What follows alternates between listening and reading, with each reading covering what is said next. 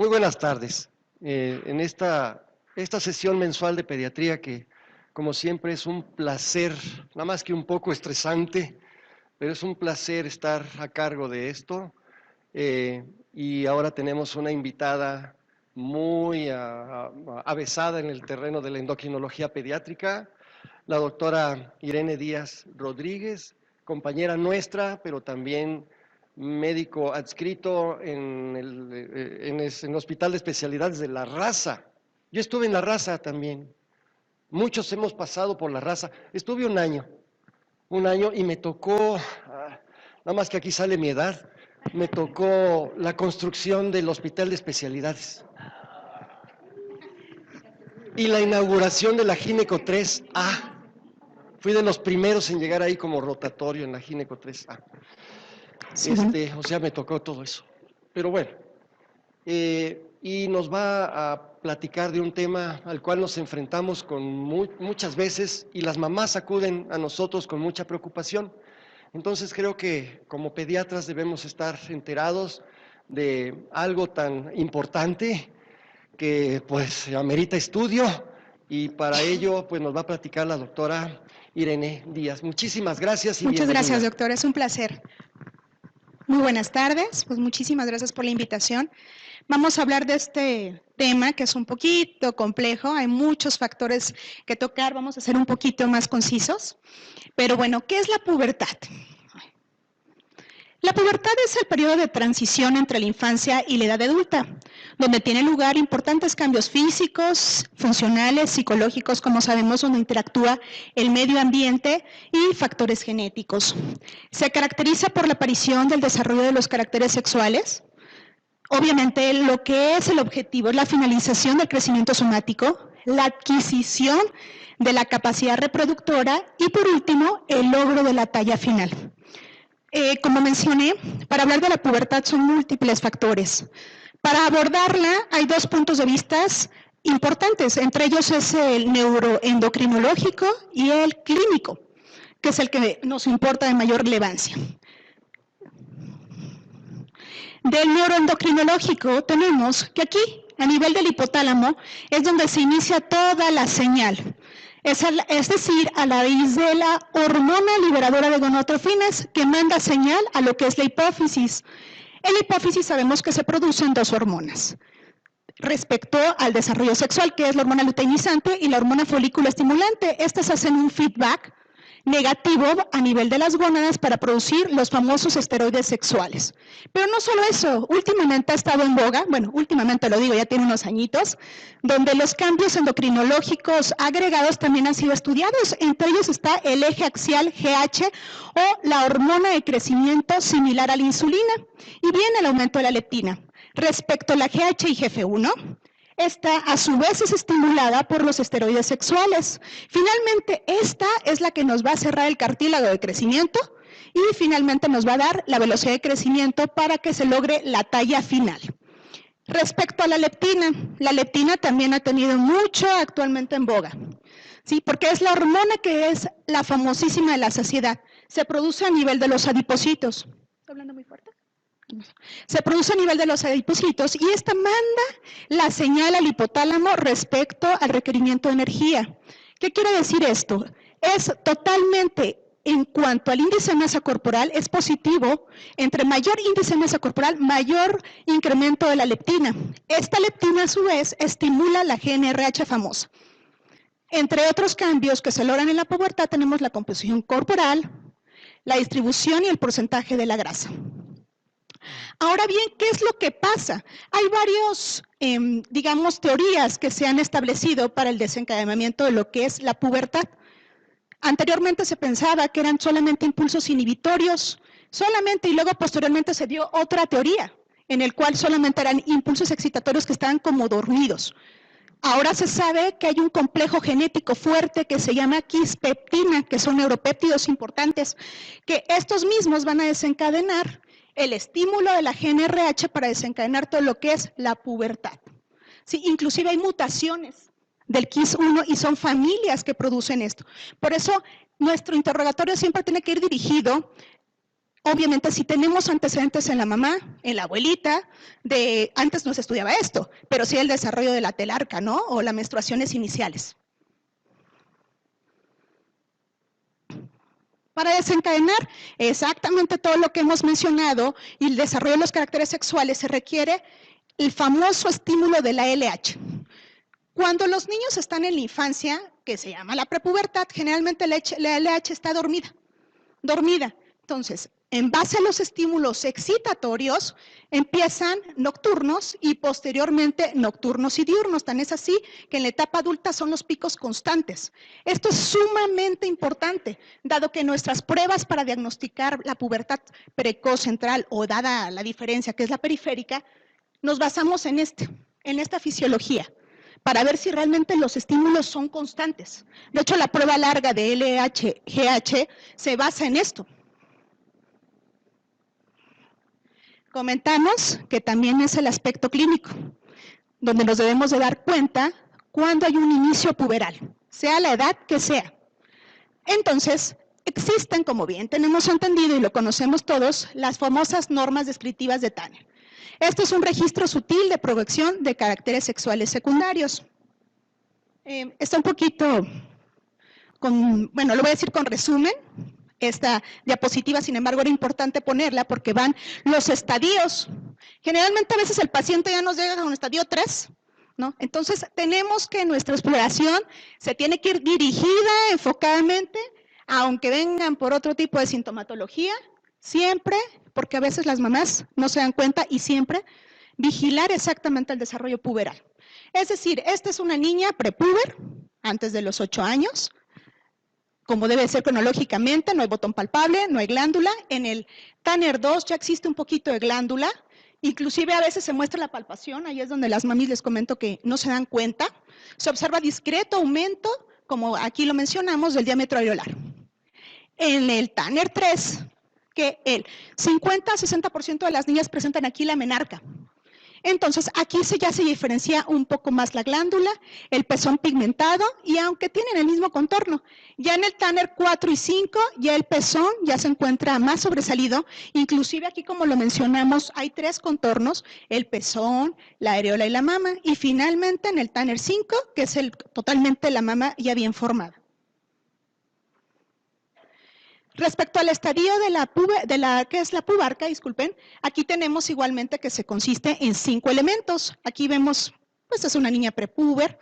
Aquí en el Tanner 2, apenas muy discreto, y es ahí donde también les comento que las mamás no se percatan hasta que ya está engrosado ese vello, ya corre por debajo del pubis y ya estamos en un Tanner 3.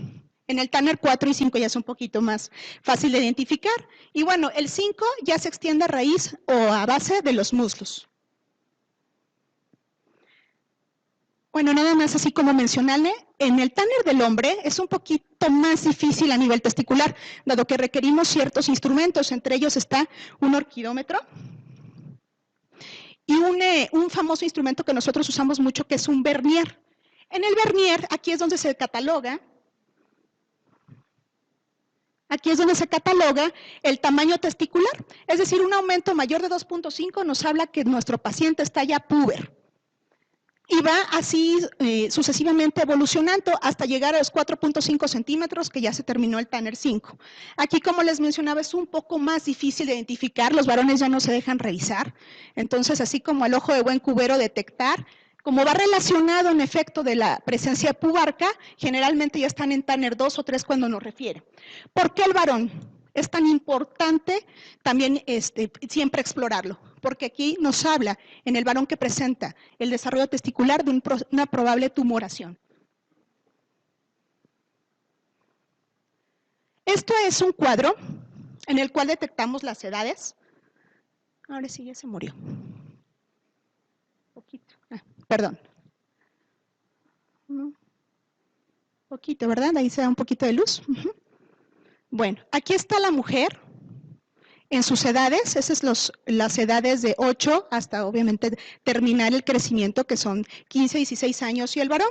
Aquí nos viene diferenciado bien la presencia de lo que es se pierde un poco, de lo que es las etapas, o más bien dicho, las edades donde se presentan los diferentes caracteres sexuales. Es decir, en la telarca se presenta a los 8 años en un porcentaje de las niñas, pero a los 13 años es donde se presenta el 68% de las niñas, ¿no? Aquí tenemos también la pubarca, que también se presenta en un porcentaje fuerte antes de los, tentativamente, de los 12 años. Estos son estimados y gráficas que se han establecido. A diferencia del varón, el varón tarda un poco más de tiempo en manifestar lo que es, en este caso, el aumento del volumen testicular. Un 68% presenta a los 12 años. Y antes, lo que es la longitud del pene y la pubarca, también se presenta en una mayor parte un poquito después. Ahora bien, ¿qué son las variantes normales de la pubertad? Son aquellos cambios donde son caracteres sexuales, pero no involucran ninguna otra alteración.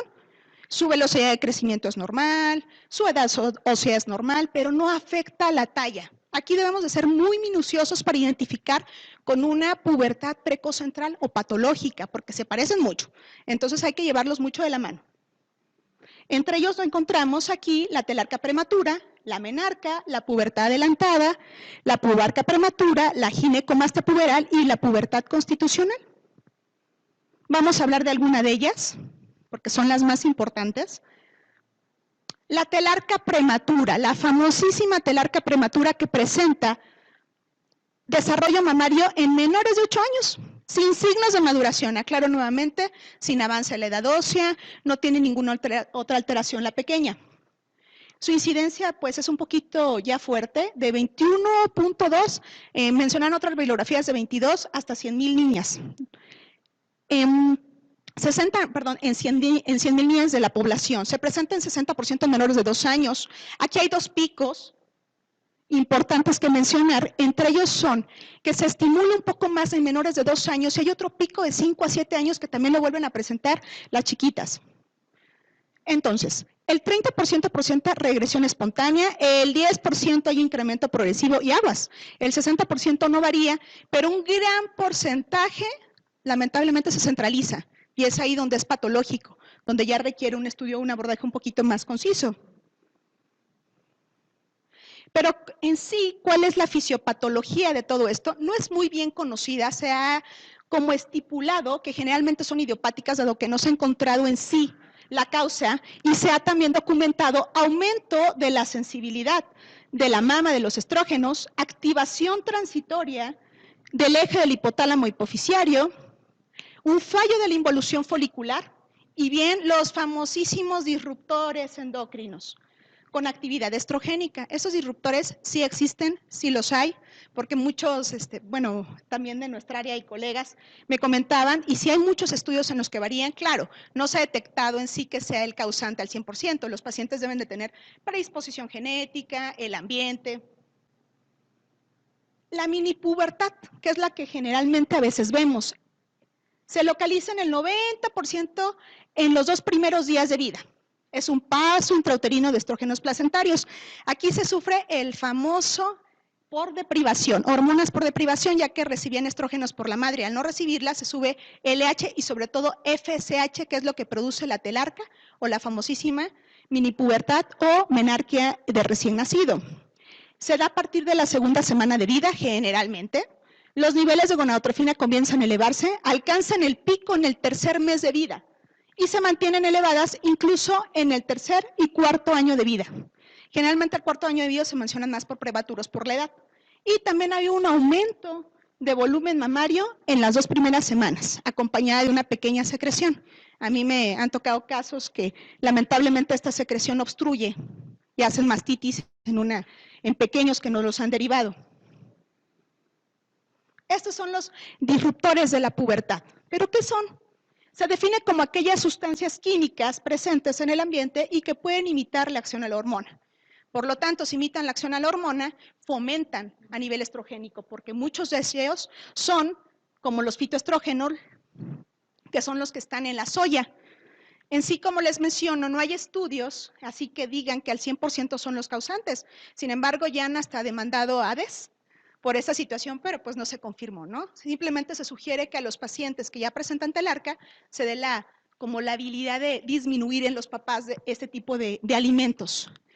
A su vez, se sugiere que hay un incremento de la aromatasa que puede generar aumento glandular mamario, porque la aromatasa es la enzima que convierte los andrógenos a los estrógenos. Bueno, nosotros tenemos muchos casos como estos. Una telarca prematura por obesidad. Yo creo que a ustedes también les han llegado varios pacientes, sin embargo, sí hay que tomar en cuenta siempre que no sea una pubertad verdadera. En sí, como comentamos hace previamente de la leptina, la relación de índice de masa corporal y el inicio de la pubertad es ocasionada por la insulinoresistencia. La disminución de la hormona transportadora de hormonas sexuales. Esto quiere ocasionar, porque no, en algunas teorías no se documenta esto, pero en general hay un aumento de la fracción libre de esteroides sexuales, permitiendo su unión en el receptor de estrógenos. A su vez hay un aumento de la síntesis de andrógenos ováricos y con esto un incremento del tejido adiposo favorece la conversión de andrógenos a estrógenos por la enzima aromatasa, como mencionábamos. La mayor parte de las pequeñas siempre nos llegan a nosotros entre los 7, 8 años que presentan obesidad y algunas ya tienen la edad ósea ya sumamente, o bueno, empiezan ya a adelantarse o bien ya están de manera incrementada para patología y iniciar tratamiento de inmediato. Ahora bien, ¿qué elementos hay que considerar cuando nos llega a nuestra consulta a estos pequeños?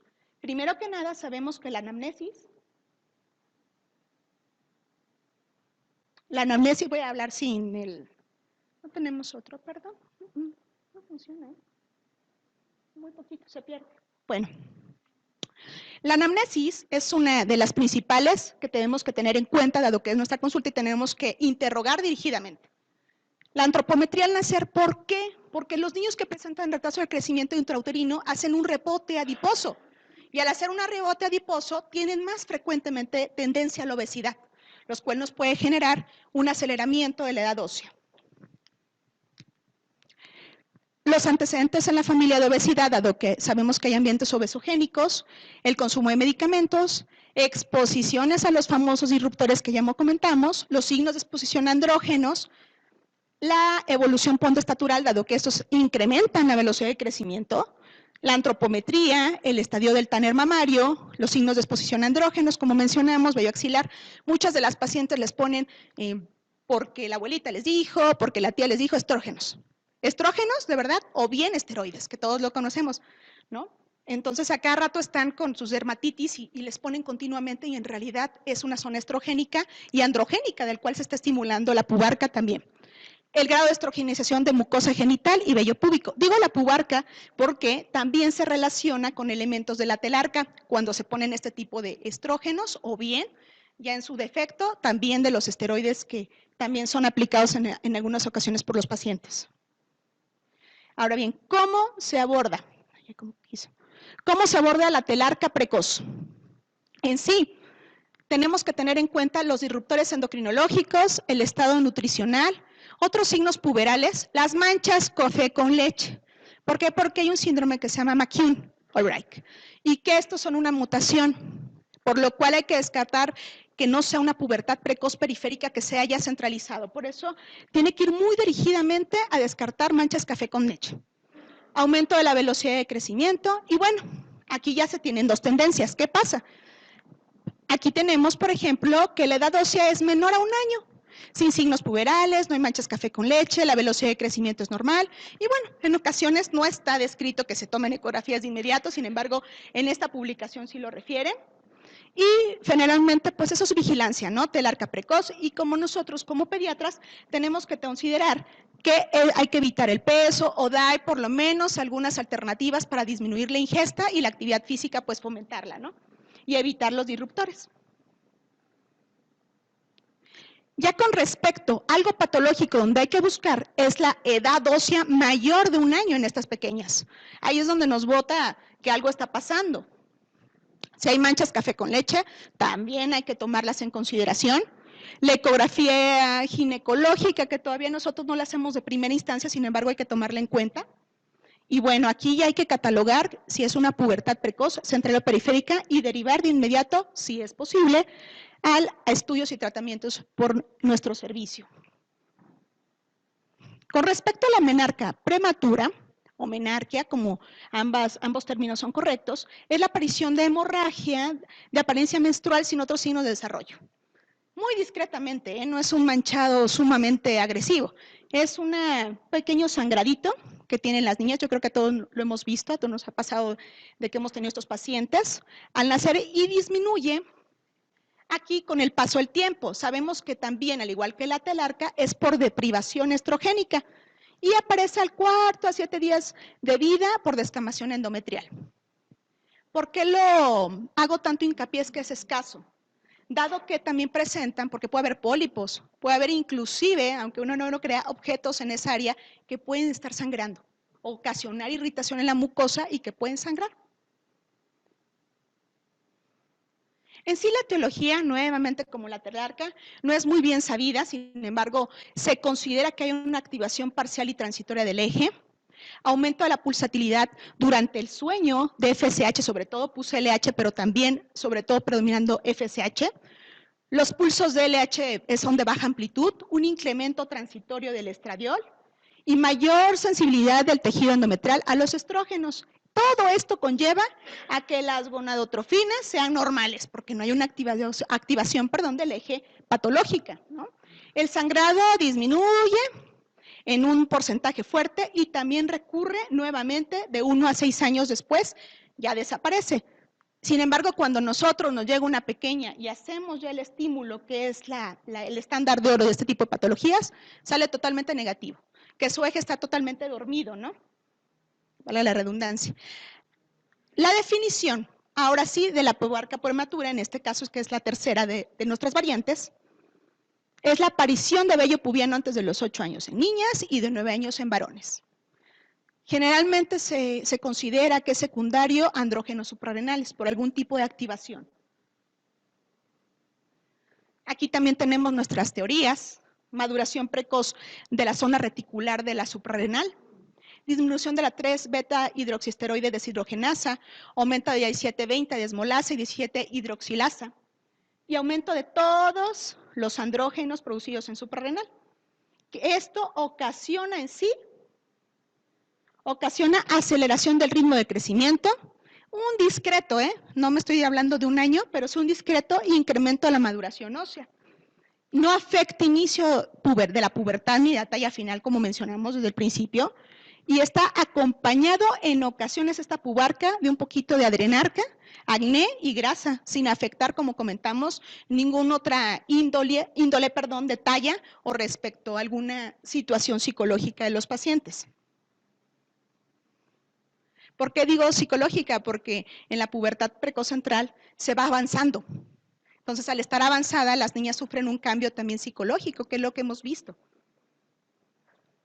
Porque son niñas que son, digamos, ya, los niños ya se fijan un poco más y sufren algunos cambios también por la LH-FSH de las conductas. Y ahora bien, retomando nuevamente lo de la pubertad precoz, o es la pubarquia precoz, encontramos aquí básicamente, si están virilizados o no están virilizados los pacientes, si está normal o está aumentada. En este campo encontramos la virilización si está normal y un poco adelantada, y lo que son los andrógenos se encuentran discretamente elevados, pero todo lo demás normal es vigilancia, es una drenarquia prematura que se conlleva una pubarca porque generalmente van de la mano y no pasa a mayores. Pero ¿qué pasa si tenemos aquí al paciente con pubarquia y todo está adelantado? Es decir, tenemos aquí andrógenos incrementados, una 17-hidroxi. Cabe mencionar que si tenemos una edad ósea avanzada y tenemos pubarquia, tenemos que tomar forzosamente la 17-hidroxi, sea obviamente a la edad que sea, me refiero, antes de los 9 años en el varón y antes de los 8 años en las niñas, dirigidamente para descartar una hiperplasia tardía o no clásica. Esto es muy importante porque todos nos casamos con la pubertad central y en realidad puede presentar una alteración a nivel suprarrenal. Y bueno, ya se aborda un poco ya diferente, se hacen un test de estímulo de ACTH para descartar que sea una situación ya a nivel de suprarrenal que requiere un tratamiento ya con esteroide como tal. Ya si todo está discretamente elevado, pero la 17-hidroxiprogesterona está normal, entonces sí descartamos desde una pubertad precoz central contra periférica, ¿no? Así de rápido, el resumen de las variantes. Aquí tenemos de las más importantes. Esta no la tocamos, pero mencionamos que va de acuerdo con la pubarquia. Aquí están las 4 y un poquito de retraso constitucional de crecimiento, que también es una variante. Aquí realmente los pacientes requieren un poco, un seguimiento en conjunto cada de 3 a 6 meses para estarlos checando. En seguimiento, en atención, salvo la ansiedad nuevamente de la familia. Y finalmente, si esto avanza, es recomendable el derivo a la cuestión para iniciar tratamiento si realmente lo requiere.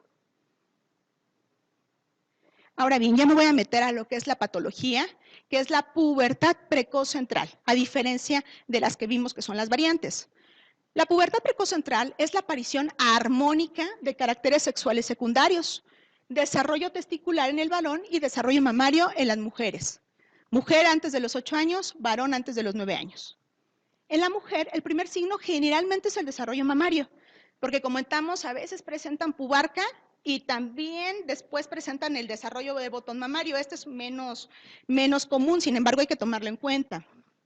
Y en el varón el primer signo definitivo es el crecimiento testicular, si es patológico.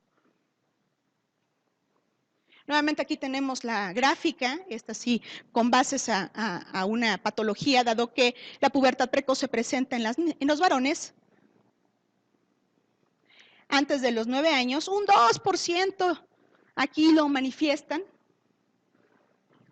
Antes de lo que pasa es que la patología de la pubertad precoz en el varón es menos común, dado que hay que descartar que tengan amartromas, como en un momento dado vamos a ver. Y si bien después en esta línea tenemos también la pubertad retrasada, que no es el tema de hoy, sin embargo es importante saberlo en qué grupo etario hay que buscarlas. En las niñas la pubertad retrasada, nada más como conocimiento, hay que tenerlo en cuenta después de los 13.5 años y en el varón después de los 14.5 años. La etiología de la pubertad precoz tiene algunas teorías también, sin embargo hay unas muy bien establecidas como es la orgánica, un proceso neurogénico. Se presenta, como mencionábamos, frecuentemente mayor en las mujeres en un 70% y en los varones en un 30%. Pero es idiopática en un 70%. O sea, la mayor parte de las pacientes son idiopáticas, no tenemos conocimientos. Entonces, por eso se da el hincapié de los disruptores, de investigar a la familia, porque actualmente se considera que hay trastornos genéticos familiares, como obviamente conlleva, como es los trastornos a nivel del KIS1. Y aquí tenemos, respecto a los orgánicos, tumores del sistema nervioso central, neurofibromatosis, lesiones, infecciones a nivel de procesos también vasculares, como aneurismas, traumatismo craneoencefálico, radiación craneal o asociada a pubertad precoz periférica inicial. Hemos tenido casos, la verdad es un porcentaje alto de los pequeños que tienen hiperplasia suprarrenal congénita que se centralizan. Por el estímulo constante de los estrógenos y de los andrógenos, se centralizan y lamentablemente también recaen y hay que darles análogos para evitar que se queden en una talla muy baja. Bueno, respecto a todas las patogenias que hay, aquí podemos ver la pubertad central y dividida con la periférica. Como mencionábamos, mucho de estas de las periféricas tienen que ver o se centralizan. Hemos tenido algunos casos, que es el von Willebrand. Este es un hipotiroidismo como tal primario muy severo, del cual lamentablemente forman quistes foliculares a nivel ovárico por la estimulación de los receptores de TSH sobre el FSH. Y ya cuando tratas a las pacientes ya están, lamentablemente, porque los papás pues también pensaron que estaba gordita por la cuestión de la alimentación, ya están ya botagadas, ya la edad ósea ya está lamentablemente ya muy avanzada. Ya con respecto a nuestro tema, que es la pubertad central, ¿sí? Aquí vemos prácticamente que son esporádicas, familiares. Comentamos las genéticas, que son los genes ya mencionados.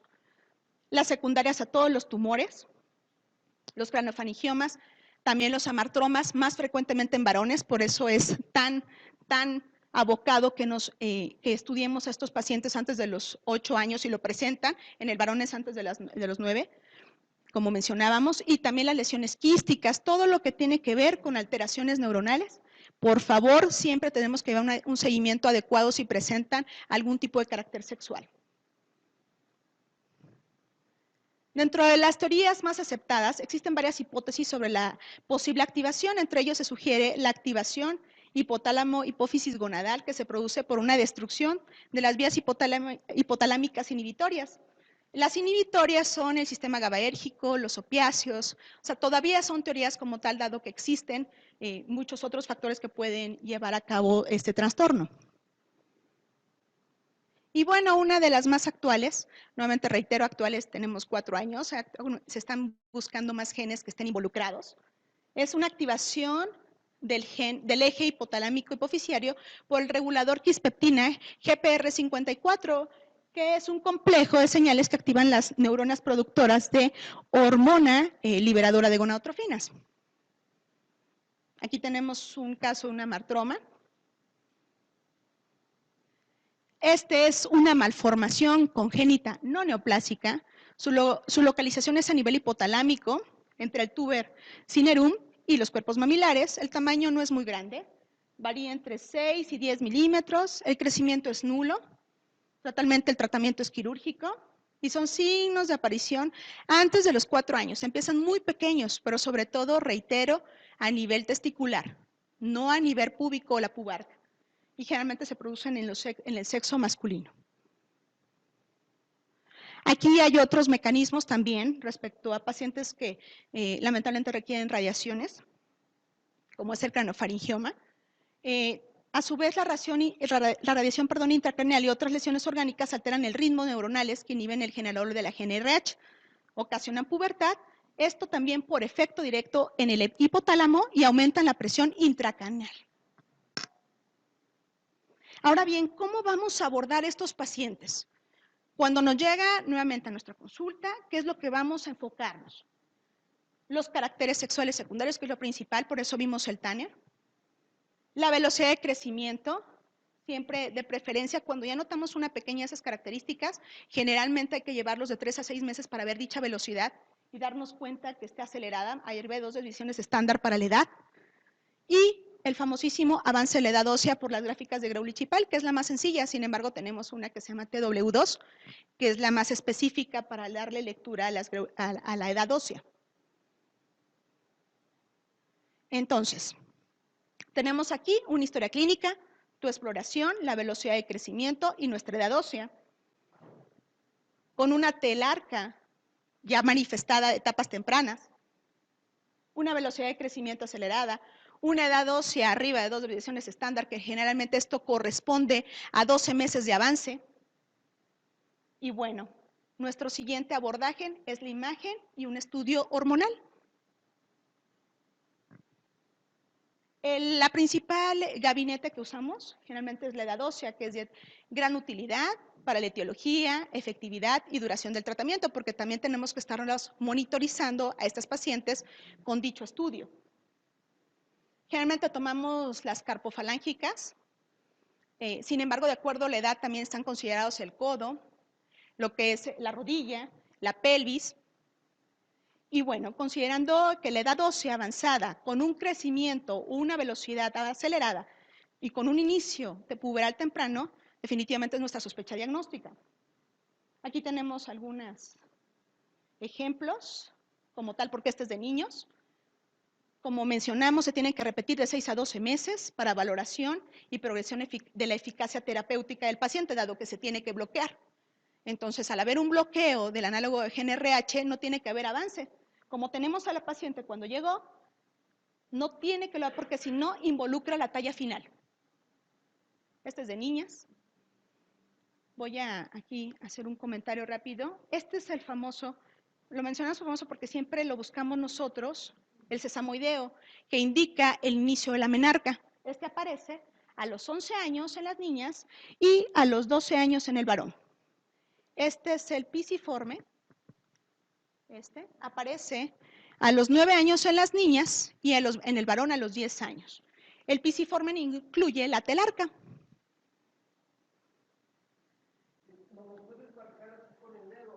Sí. Es que esta cosa no tiene pila, ya le moví. Perdón. Aquí tenemos, aquí está, el pisiforme. Y aquí tenemos, el pisiforme se encuentra en las niñas a los 9 años. Y el sesamoideo aparece a los 11 años. Por eso, cuando tenemos una paciente que tiene 4 años y ya tenemos presente lo que es el sesamoideo, quiere decir que ya no tarda y presenta la menstruación. Y sí, con todo el gusto. No. Ustedes digan, porque le digo, esta chuncha no me funcionó. Aquí está. Sí, y el pisiforme, es que es un huesito que se nota en medio del semilunar. Sí, perdón, él lo mencionó así. Aquí está. Este puntito. Y va evolucionando, y miren, hasta lograr crecer, hasta ya cuando cierra el cartílago, 15 años en las mujeres.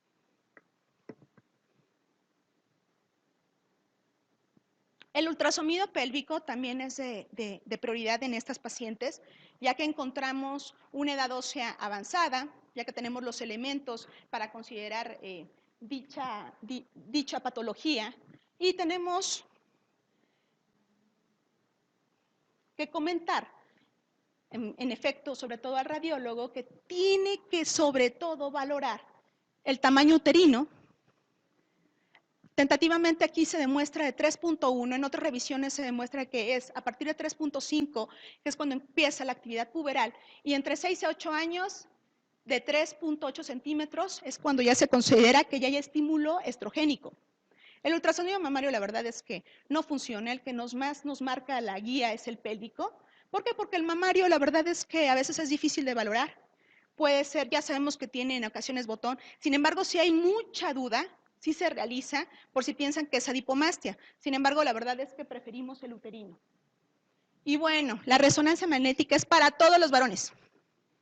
Todos los varones, como mencionamos, porque siempre lo digo como mencionamos porque tengo que reiterar las edades. Abajo de 9 años, todos los varones tienen que tener su resonancia magnética para descartar lesiones, como son los amartromas ya allí ya abordados. Y bueno, es el índice estrogénico.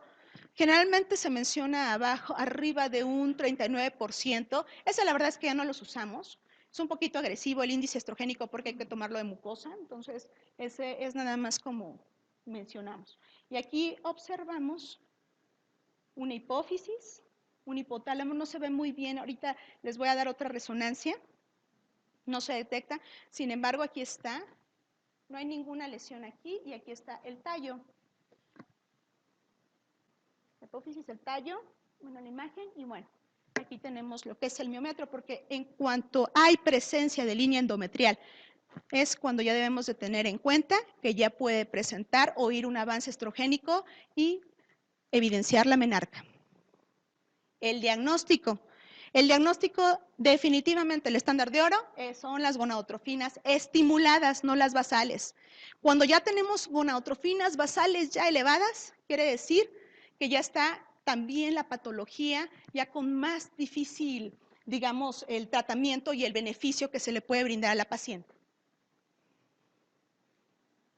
Esto es por medios de, utilizando, más bien dicho, los métodos más sensibles como son la quimioluminiscencia, y se establece que la LH es arriba de 0.9 en un 60%, y bueno, el estándar de oro es definitivamente la estimulación con GnRH, que es un análogo, como es la triptorelina, leuprolide, virolina, generalmente las que tenemos aquí en México es leuprolide y triptorelina, y con resultado puberal arriba de 5 hasta 10 según el método.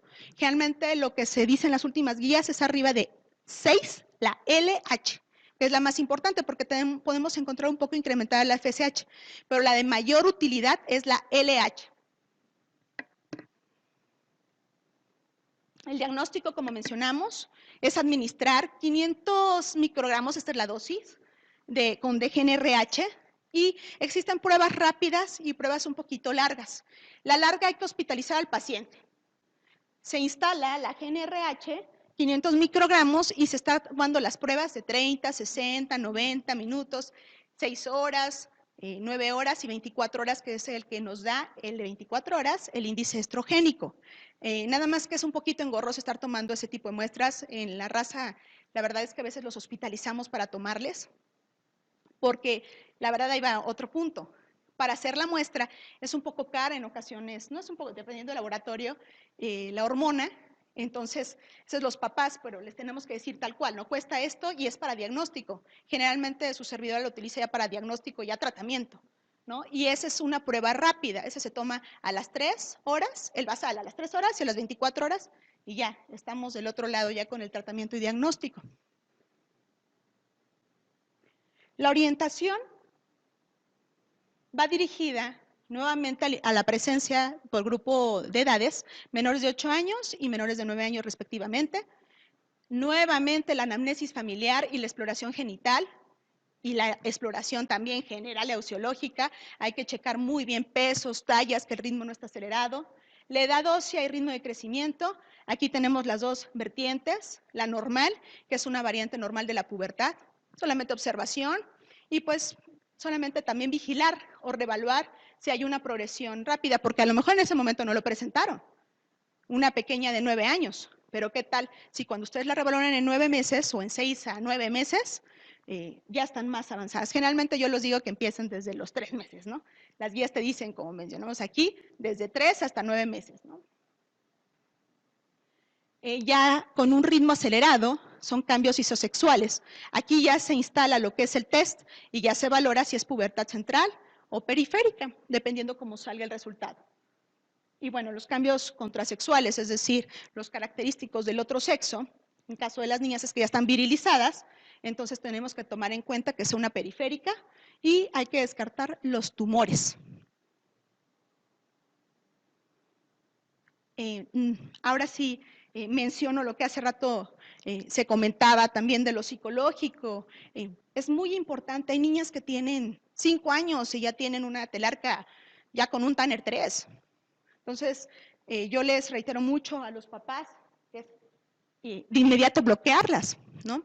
Dependiendo el grado, pero ya generalmente la telarca no te avanza tanto, no tienes un Tanner, la telarca prematura, perdón, no tienes un Tanner 3. Y también las niñas neurológicas a veces no están activos tanto el eje, pero por circunstancias sociales y de riesgo sexual se sugiere el bloqueo, también como otras indicaciones. Aquí es lo que comentamos de los problemas de conducta que puedan tener estos pacientes. La imagen corporal negativa se ven diferentes de sus compañeras, ¿no?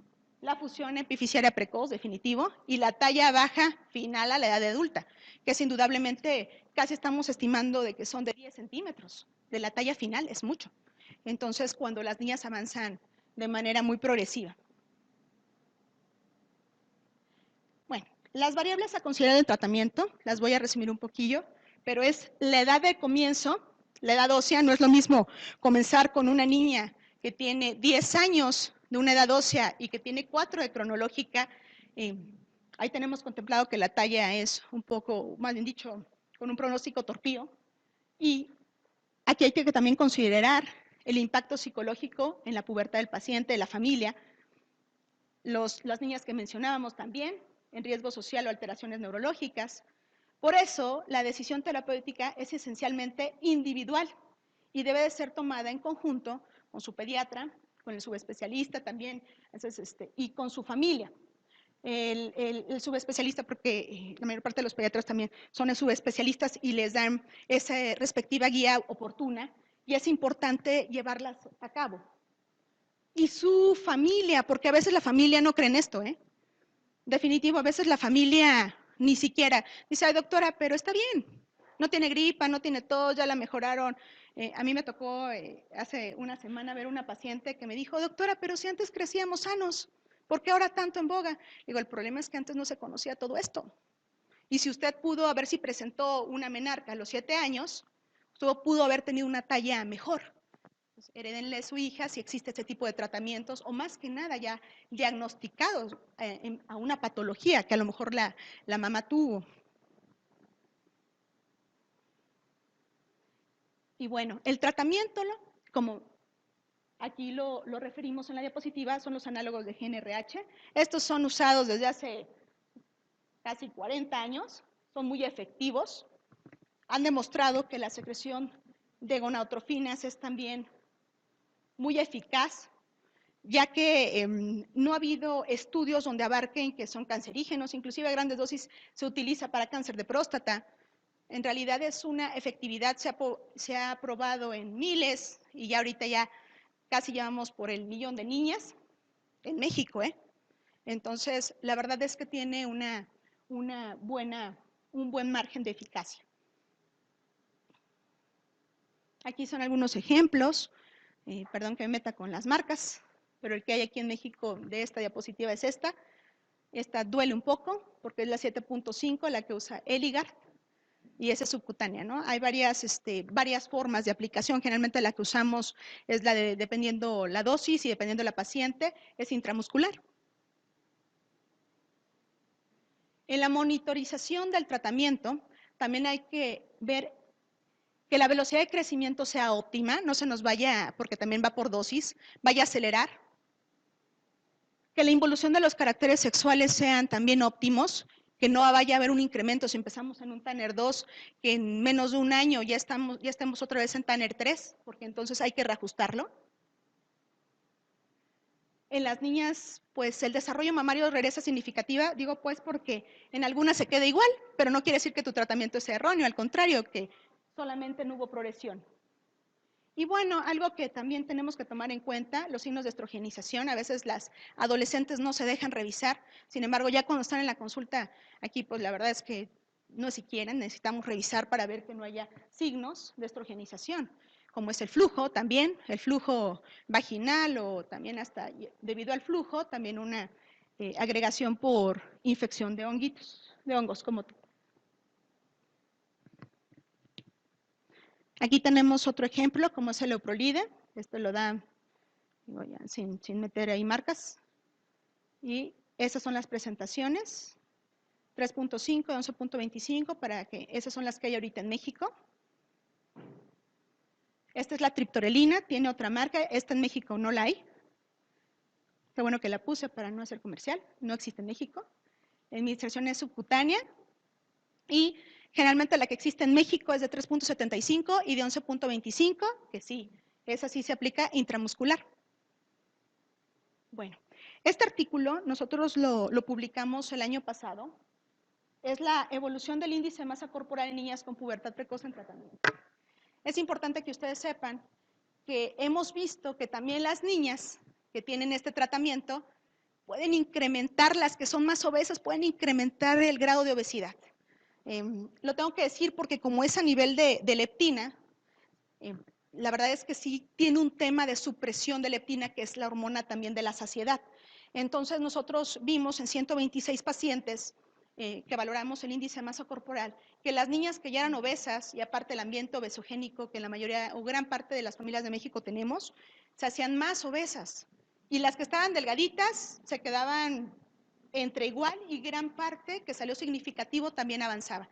Entonces, siempre que tenemos una paciente ya diagnosticada y con tratamiento, les hacemos hincapié en la alimentación, en los buenos hábitos. Se reitera, porque si ya la tienes con obesidad, independientemente de la pubertad, les tienes que dar sus medidas higiénico-dietéticas.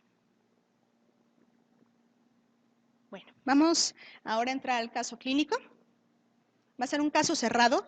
Me van a alzar la mano a ver quién tenga aquí alguna sugerencia de respuesta. Tenemos aquí un caso en el cual se involucra una niña de 5 años, 10 meses. Es una madre de 32 años, dedicada a la administración, soltera, aparentemente sana, menarca a los 12 años. El padre, del cual no vive con ellas, es aparentemente sano, con estirón puberal a los 14 años. Tiene un hermano de 12 años, aquí no lo puse sano, que acaba de presentar, según la señora, el brote, tiene apenas reciente la pubarca, no sabe lo de los testículos, pero dice que ya tiene vello su hijo. Fue un embarazo normoevolutivo, fue el segundo, fue obtenida por cesárea de manera electiva. y pesó 2,800, 48 centímetros y una Apgar adecuada que le dio el neonatólogo. De los antecedentes personales no patológicos, vive en casa con 3 personas, acude a tercero de preescolar con buen rendimiento, esquema de vacunación completo, su seno materno fue por 2 años, lactación a los 6 meses y la integración a la dieta familiar fue al año.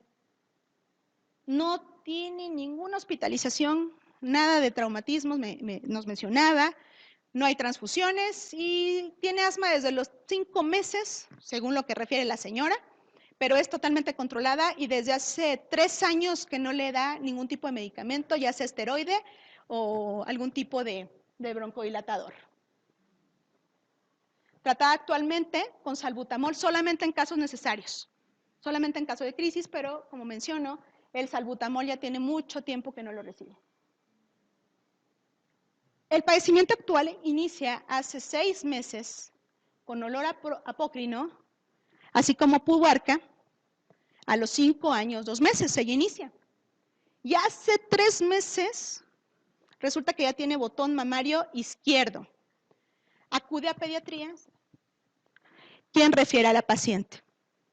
A la exploración física es una paciente bien ubicada, en su exploración general normal, no tenemos nada que sea de relevancia, pero cuando revisan ya el Tanner, resulta que la paciente ya está en 3 y 3, porque se fijaron en la escala de Tanner.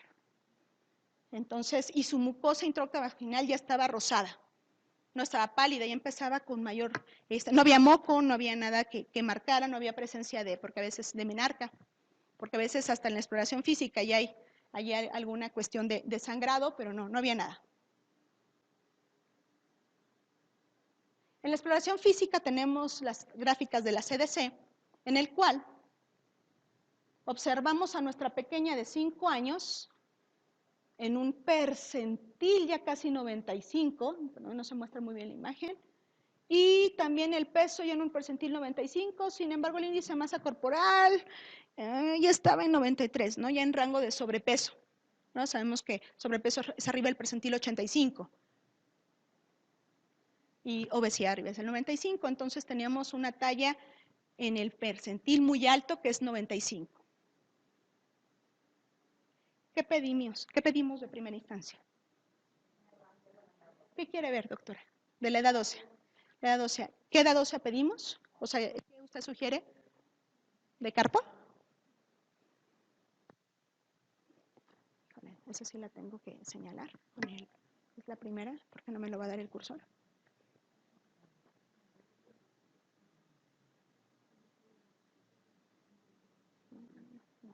No, permítame. No.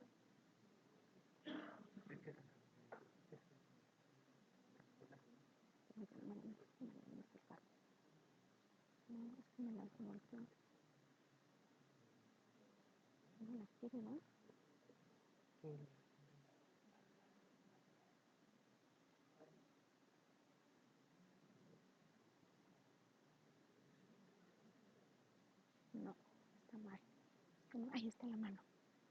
Ahí está la mano. ¿No me la puede dar? Ok, tenemos ahí la mano. 5 años de edad, y bueno, sin afán de decir el nombre de la paciente, pero sí, 5. ¿Qué edad tenemos? ¿Qué comentamos? ¿Se acuerda qué hueso comentamos que surge a los 11? ¿Lo tiene presente o no lo tiene presente? Ya lo tiene presente. ¿El pisiforme? A ver, ¿dónde estamos? ¿Dónde dijimos que está el pisiforme? Aquí, ¿verdad? Y ya lo tiene sumamente grande. Esta niña ya la catalogamos de 12 años. ¿Qué otra cosa? Sé que no, a lo mejor no lo reiteré en la plática, pero tenemos en cuenta que tenemos otras imágenes aparte del carpo que mencionar, ¿no? Vamos a mostrarlas, ahorita yo se las leo. La pelvis. ¿Cómo este nombre? Generalmente aquí, la verdad, en el hospital hacemos todas las series, o sea damos lectura a todas las series. Sé que la más importante es el carpo, sin embargo puede estar inclusive hasta disrítmica, pero tenemos una niña que ya tiene este cartílago. Ese cartílago aparece a los 10. Entonces, automáticamente nos brinda que ya tiene más de 10 años. Y tenemos el calcáneo. Ese calcáneo cierra a los 12. Está a punto de cerrar. Está en 11, es un estimado. Ustedes pueden ver las gráficas y se salta desde 9 años, que ya se empieza a dar la fusión, hasta los 12. No hay como el carpo que sí tenemos de manera más descriptiva. Pero bueno, está a punto de cerrarse. Y es la misma paciente. ¿Qué otra cosa pedimos? Lo más. Después de aquí, ¿cuál comentamos que sigue el abordaje? Un perfil hormonal. Ay, perdón, a ver.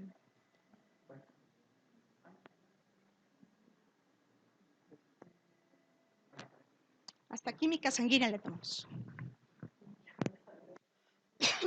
Discretamente el fósforo elevado, ¿no? Y el resto normal, una glucosa preprandial o preayuno o en ayuno normal, abajo de 100, el resto normal. Y tenemos ya una LH 2.3, como era de esperarse, un FSH de 1.8. Comentamos que cuando es pubertad, ¿arriba de cuánto? Sin estímulo basal, LH. Ese es con estímulo. ¿No se acuerdan a nivel basal cuánto? No se me duerman, ya los vi. Así es. De 0.9, entonces tenemos 2.3. ¿Amerita o no amerita esta niña meter la prueba? Ya no. Ya no tiene sentido que los papás gasten y luego les digo, generalmente yo aquí lo que hago ya es diagnóstico y tratamiento, ya les demuestro a los papás, a veces mandé, ¿perdón? Así es, porque es una menor de 6 años. Entonces, ahorita luego hincapié, todas las menores de 6 años hay que hacerles resonancia. Los varones a cualquier edad, bueno, cualquier edad del grupo que sea patológico, pero las niñas, resonancia de inmediato. ¿Me puede mostrar la resonancia? La resonancia. La resonancia aquí se ve más bonita, por eso les dije que les iba a mostrar una mejor. Aquí se ve lo que es la hipófisis, el tallo, el hipotálamo. La hipófisis no se ve, o cómo me la pueden describir. Heterogénea, homogénea. ¿Cómo la ven ustedes? ¿Patológica o no patológica?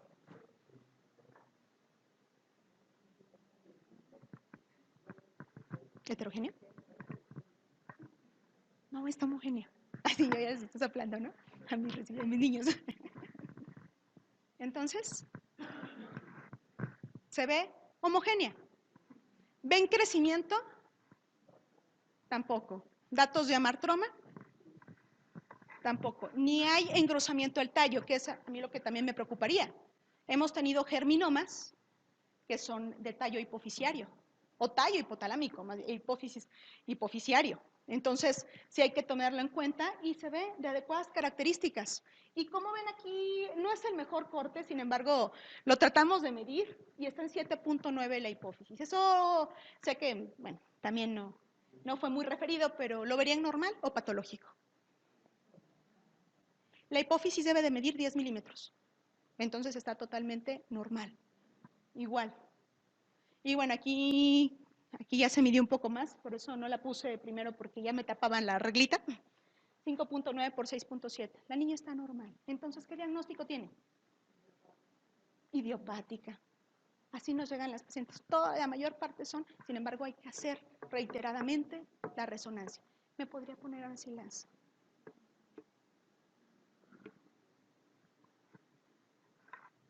Entonces, las conclusiones del caso clínico son pacientes con diagnóstico de pubertad precocentral idiopática, negativo a lesión hipofisiaria o hipotalámica.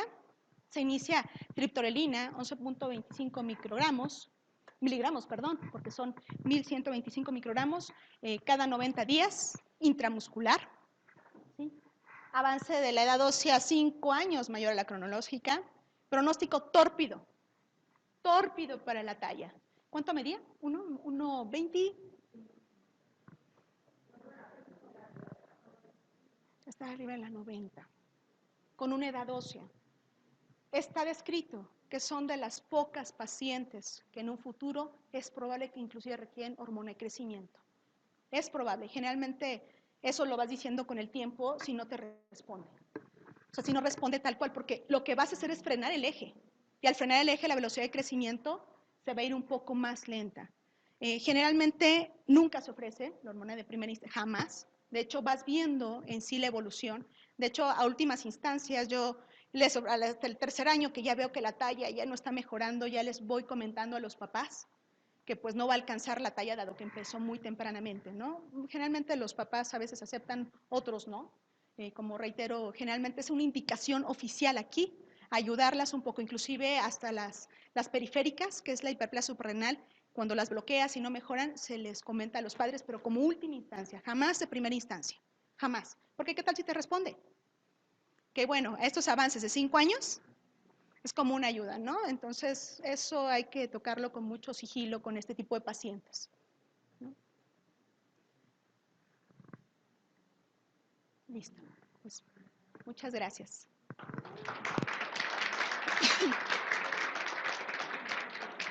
¿Puedo preguntar dudas? Sí, por favor. Una disculpa que esta cosa no funcionó. Gracias. Perdón. Sí.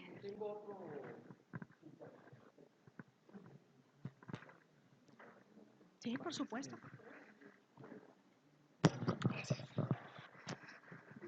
Doctora, dentro de los caracteres sexuales secundarios en la pubertad está la voz.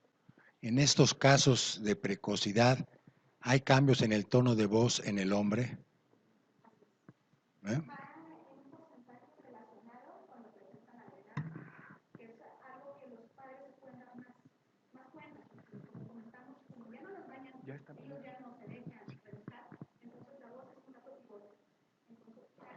Es un dato muy importante, correcto.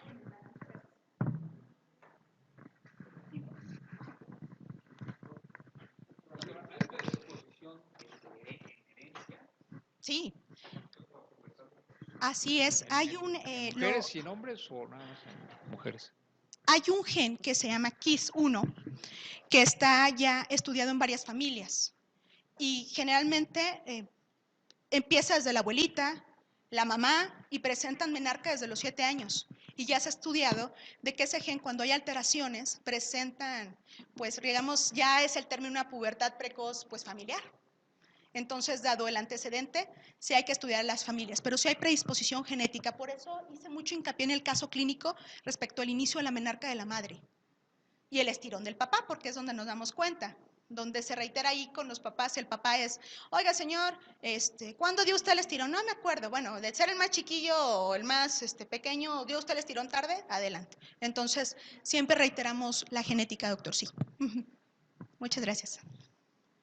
Doctora, por favor. Muchas felicidades, doctora. Una pregunta. Muchas gracias. En una paciente que estuvo regularmente en la percentila 3, 5 en todo su crecimiento, se vienen sus cambios puberales y tiene su menarca a los 11 años. Los papás lo llevan con un endocrinólogo y es válido darle el análogo y decirle y ponerle la hormona de crecimiento. O sea, ¿sirve de algo? Mire, Para más que nada la estatura, la niña está en el cerca de percentil que 3. sí. Y de la familia también está, es Sí, familia sí, chiquita. es familia de Ok, baja eso estatura. depende de, digamos, de la actitud psicosocial de los pacientes. Ujú. Generalmente, la verdad es que no se aplica de primera instancia para hacer de manera ética. Entonces, lo único que comentamos a los pacientes es hacer el bloqueo y comentarlos que de acuerdo a cómo sigue la velocidad de crecimiento de la niña, si en un futuro realmente requiere hormona, pero de primera instancia, como tenemos dependiendo de la edad ósea. Si la edad ósea está sumamente acelerada, se les propone hasta dentro de un año, de 6 meses, a lo mejor avanzado. Eso sí es, la verdad no está tan cual descrito, porque está escrito en pubertades más retrasadas. En ella, pues finalmente ya está alcanzando el estirón. Entonces, ahí se cataloga con la familia, ¿no? Se pone 6 meses. Si en 6 meses de la velocidad de crecimiento, como la vamos a frenar, pero a mí lo que me importa es la edad ósea. O sea, bueno, obviamente los caracteres sexuales y la edad ósea. Si ya no avanzó, les digo, aguante, tranquilos. Sin embargo, si ya persiste, como última instancia ya se propone.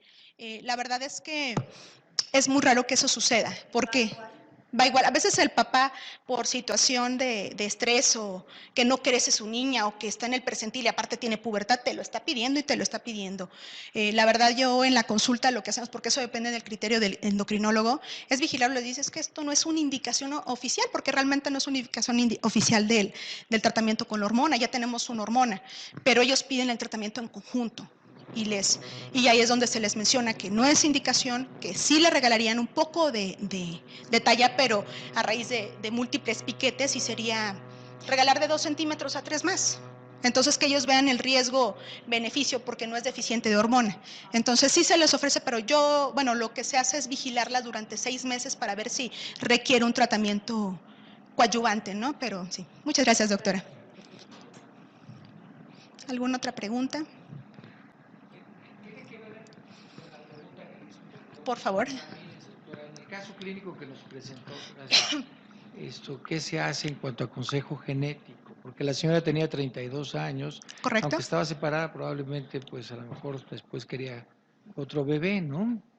¿Qué consejos se les da a estos pacientes? ¿Qué sugiere usted? Correcto.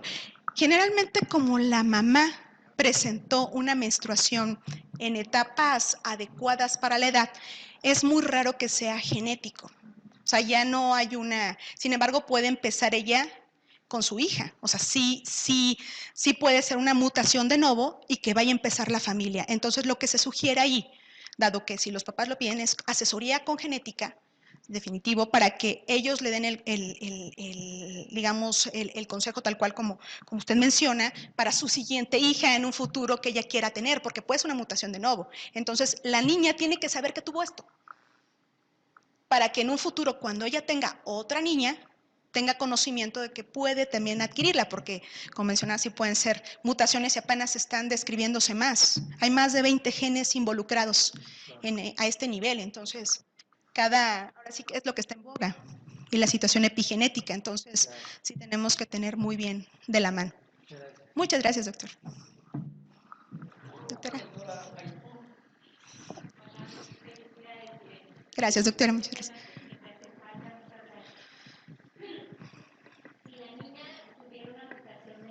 Es muy probable porque lo presentó muy temprano y perdón. En los casos tan tempranos generalmente es genético, o sea, una pubertad precoz a los 8 o 9 ya ahí hay que ver, pero una pubertad precoz a los 5 años es muy probable que sea ocasionada por una mutación. Y la bebé, la niña de 5 años pudo haber sido la mutación de novo, pero esos genes, la mayoría son autosómicos dominantes, algunos poquitos ligados al X, pero si es un autosómico dominante, ella, cuando tenga hijos, tiene un 50% de riesgo y o probabilidad de tener hijos o hijas con pubertad precoz, hombres o mujeres. Perfecto. Muchas gracias, doctora. Muy importante su asesoría. O sea, yo se la mando a ella.